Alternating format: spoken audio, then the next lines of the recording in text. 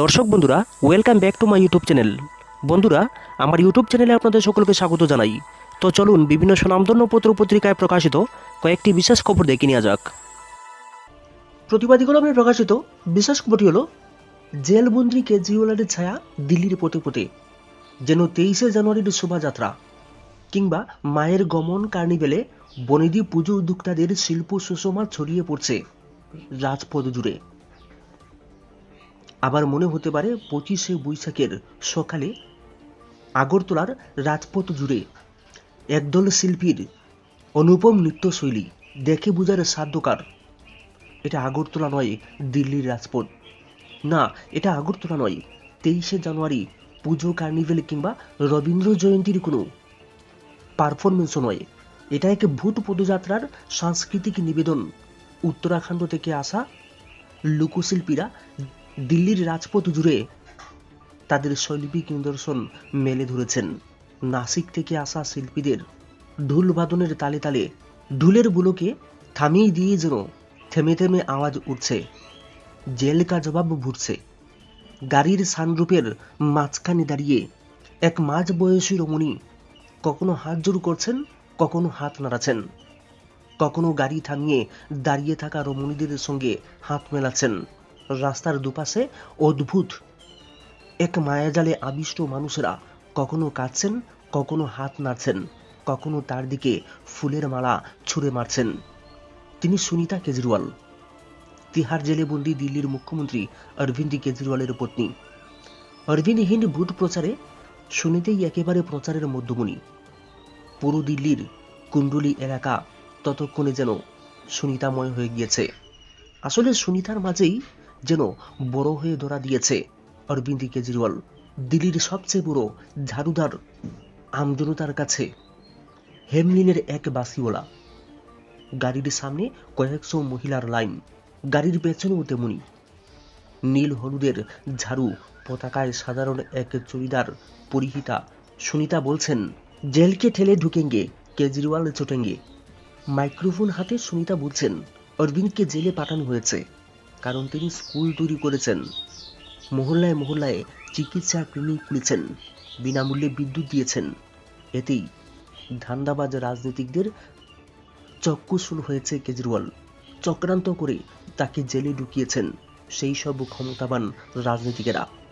কেজরিওয়ালের জন্য যাদের ভীষণ অসুবিধা হচ্ছে, এই কেন্দ্রের আপ প্রার্থী কুলদীপ কুমার, কংগ্রেস এখানে আম আদমি পার্টির সহযোগী দল। সুনিতার মিছিলেও অরবিন্দ কেজরিওয়ালের বিশাল কাটাউট হাতে হাঁটছেন দিল্লি কংগ্রেসের নেতারা। রাস্তার খানি খানি জটলা, আর জটলা দেখলেই বিশাল মিছিলের বহর থামিয়ে সুনিতা কেজরিওয়াল ঝাড়ু চিহ্নে ভোট দিয়ে কেজরিওয়ালকে সমর্থন জানানোর আবেদন জানাচ্ছেন।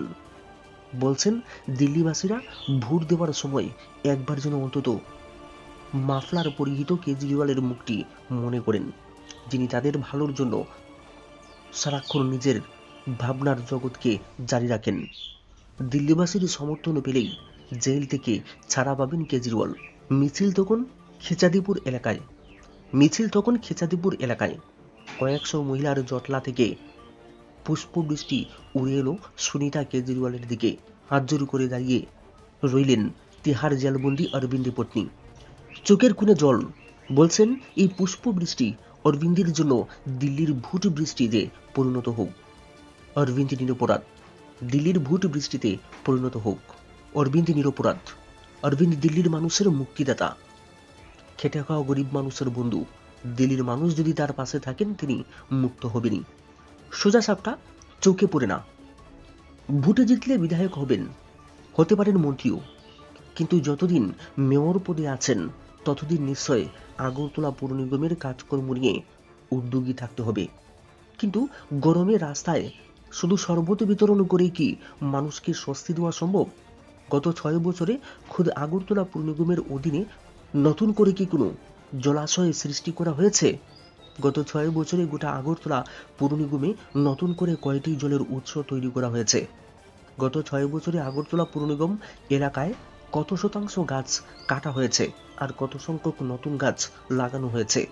পাশাপাশি এখনও শহর আগরতলার অন্যতম জল নিষ্কাশিত খালের কভার ড্রেনের কাজ শেষ হয়নি।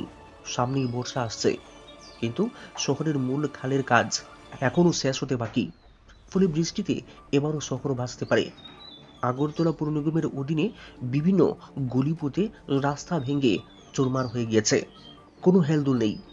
শহর আগরতলার প্রধান প্রধান বাজারগুলির অবস্থা আগের মতো হয়ে গিয়েছে। আগরতলা শহরের প্রধান সড়কগুলি আবার দখল হয়ে গিয়েছে। রাস্তাগুলিতে হাঁটার রাস্তা আবার শুরু করেছে। গোটা শহরের রাস্তা দখল করে চলেছে নির্মাণ কাজ। পুর নিগমের ট্রাক্স ফোর্স নাকি টাকা নিয়ে এইসব দেখেও না দেখার ভান করছে। গোটা আগরতলা শহরের রাস্তা দখল করে নির্মাণ কাজ কি মেয়র বা কর্পোরেটরদের চোখে পড়ে না? আস্থা ভোট হলে বিজেপিকে সমর্থন নয়, জেজেবি প্রধান দুষ্যন্তের ঘোষণা। লোকসভা নির্বাচনের মধ্যেই টালমাটাল অবস্থা হরিয়ানা সরকারের। মঙ্গলবার রাজ্যের বিজেপি সরকারের থেকে 3 জন নির্দলীয় বিধায়ক সমর্থন তুলে নেওয়ায় হরিয়ানার রাজনৈতিক সংকট দেখা দিয়েছে। বুধবার জননায়ক জনতা পার্টির জেজেপি প্রধান দুষ্যন্ত চৌটালা স্পষ্ট ঘোষণা করেছেন, আবার যদি আস্থা ভোট হয় তবে তার দল তাদের প্রাক্তন সঙ্গী বিজেপির বিরুদ্ধে ভোট দেবে। দুষ্যন্তের ঘোষণার পর চাপ বৃষ্টি হলো হরিয়ানার নায়েব সিংহ সাইনি সরকারের। সাংবাদিক সম্মেলন করে জেজেবি প্রধান বলেছেন, যদি বিরোধী দলের নেতা ভূপিন্দর সিং হুডা বিধানসভায় অনাস্থা প্রস্তাব আনেন তবে আমাদের দলের বিধায়কেরা বিজেপি সরকারের বিরুদ্ধে ভোট দেবেন। তিনি এও মনে করেন লোকসভা নির্বাচনের মধ্যেই রাজ্য সরকারের পতন ঘটাতে হবে। পাশাপাশি সাইনিকে দুর্বল মুখ্যমন্ত্রী বলেও কটাক্ষ করেছেন দুষ্যন্ত। মাস কয়েক আগেও হরিয়ানাতে দুষ্যন্তের দলের সঙ্গে সখ্য ছিল বিজেপির।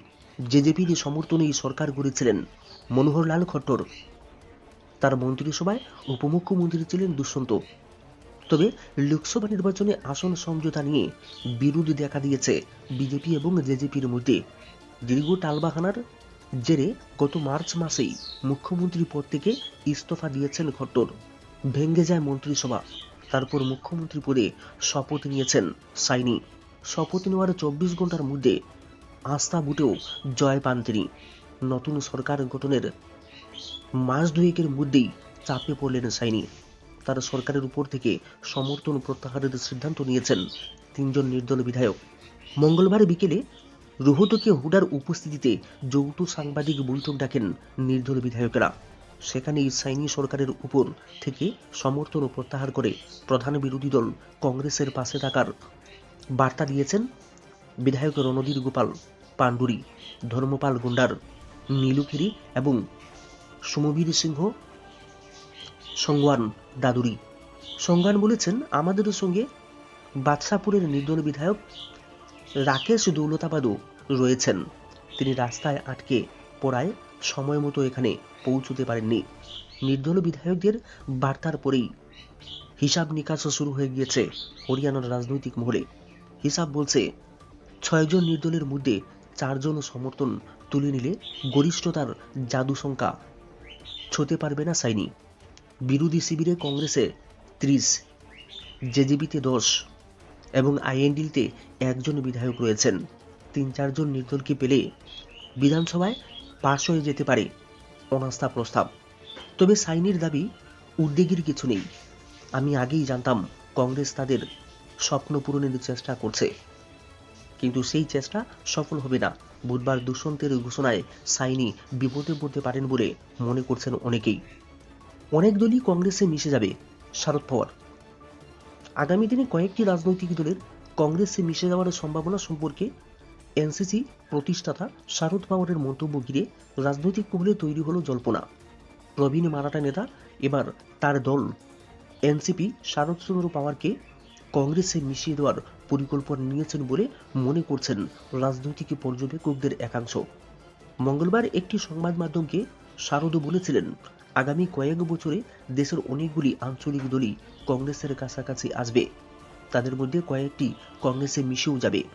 এরপরেই আলোচনা শুরু হয়েছে। তারাই দশক আগে সোনিয়া গান্ধীর নেতৃত্বে প্রকাশ্যে অনাস্থা প্রকাশ করে নতুন দল গড়া শারদ আবার কংগ্রেসে ফিরতে চলেছেন। বিজেপি এবং তার সহযোগী দলগুলি ইতিমধ্যেই কটাক্ষ শুরু করেছে এনসিপি প্রতিষ্ঠাতাকে।